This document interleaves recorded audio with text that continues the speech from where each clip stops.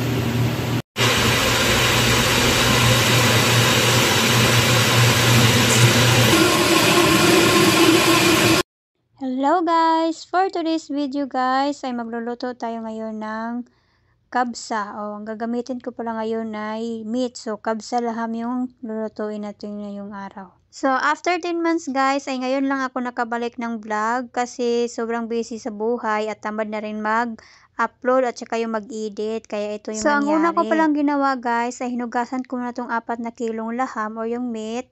At pagkatapos ay pakuluan ko muna siya. So, ang unang kulo pala guys ay itatapon ko yung sabaw niya o yung hugasan siya ulit. Pagkatapos mahugasan ay binalik ko na siya dito sa kaldero o yung gagamit tayo dito ng pressure cooker para madali lang maluto. Iniisa-isa ko pala siya nilagay dito para magkasya yung meat natin dito kasi maliit lang yung pressure cooker natin na ginamit. So, pagkatapos ay lalagyan na siya natin ng mainit na tubig at saka guys ay ilagay na natin dito yung mga spices.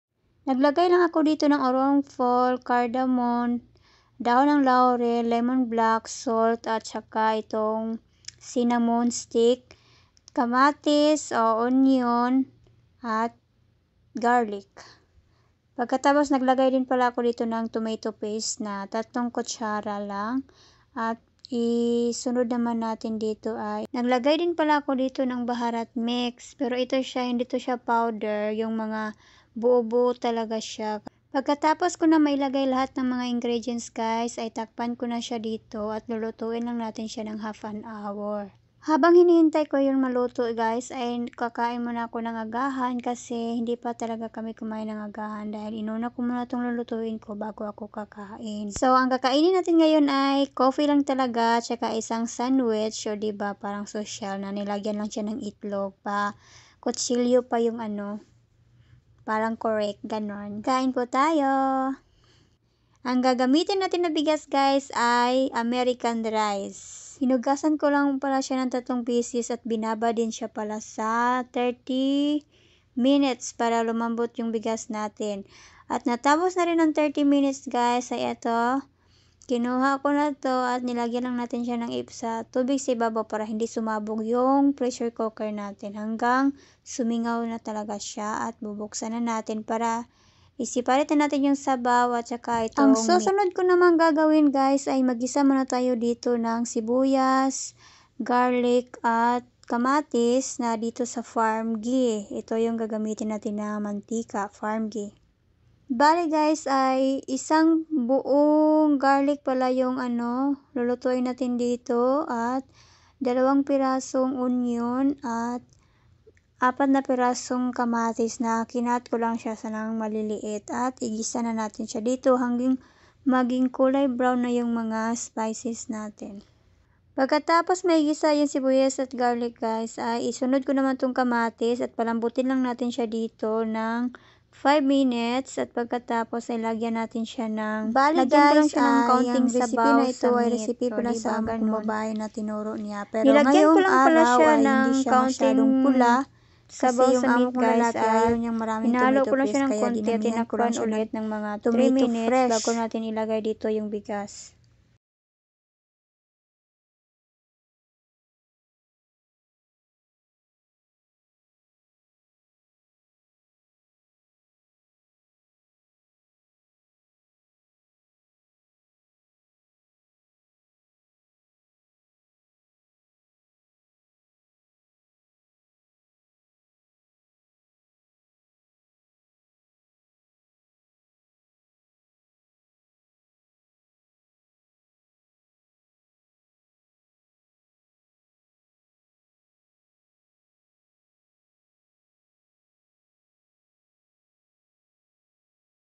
Pagkalagay ko na ng bigas guys, ay hinalo ko lang siya ng kaunti at saka ko siya lagyan ng sabaw sa meat na siniparate ko na yung yung meat. Pero pakunti-kunti ko lang yung lagay ng tubig guys kasi yung bigas malambot na at ayaw ng amo namin na medyo soft yung bigas pagka nila kaya dapat sakto lang yung pagkaluto. Takpan ko lang siya dito guys ng 5 minutes at saka ko na ilagay dito yung meat na dahan-dahan para hindi madurog yung mga laham dito.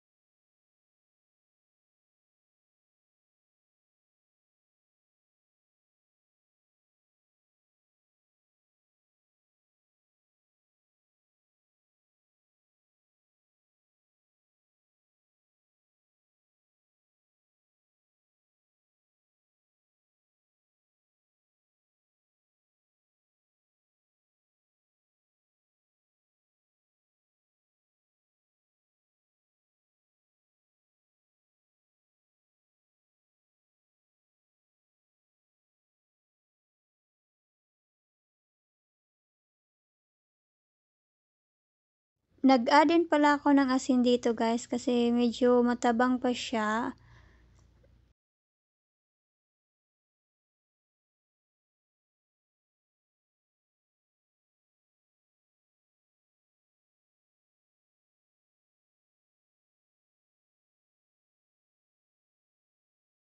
Ang sunod naman natin gagawin ngayon guys ay gagawa tayo ng sauce. So ang gagamitin lang natin, 2 pirasong kamatis, kaunting kusbara leaves, isang felfel, isang garlic at asin at lemon juice.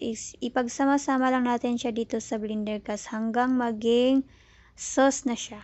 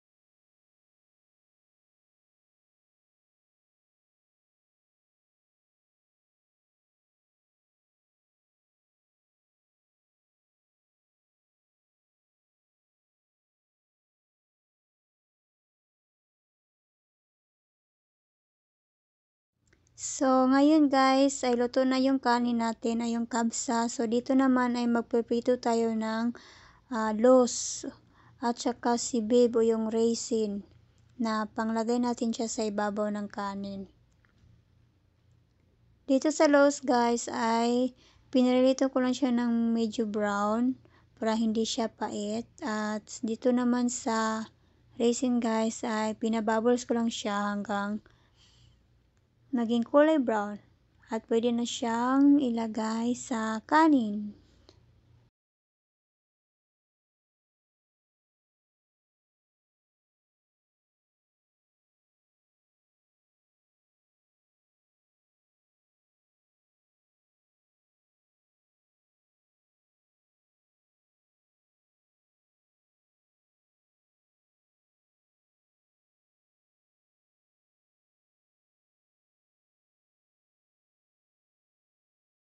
So, ang partner pala sa kabsa laham guys ay kailangan merong salad na cucumber. So, nagamit lang ko ng 4 na pirasong cucumber.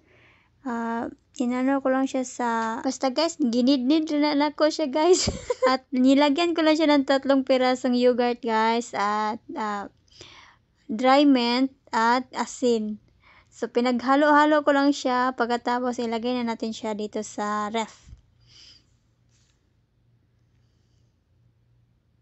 So, pagkatapos maluto lahat, guys, ay mag-prepare naman tayo dito sa table. So, una kong nilagay dito itong sauce. Nilagay ko lang siya sa 4 na platito. At sunod naman itong kanin ay kailangan natin siyang ilagay sa malaking sahan o yung pinggan na nakataob yung kaldero, guys. So, di ba ganon?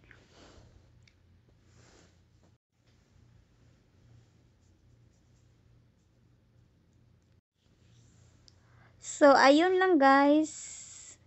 Ito muna yung video ko ngayon. Thank you so much sa panonood. Hanggang sa muli. Bye-bye.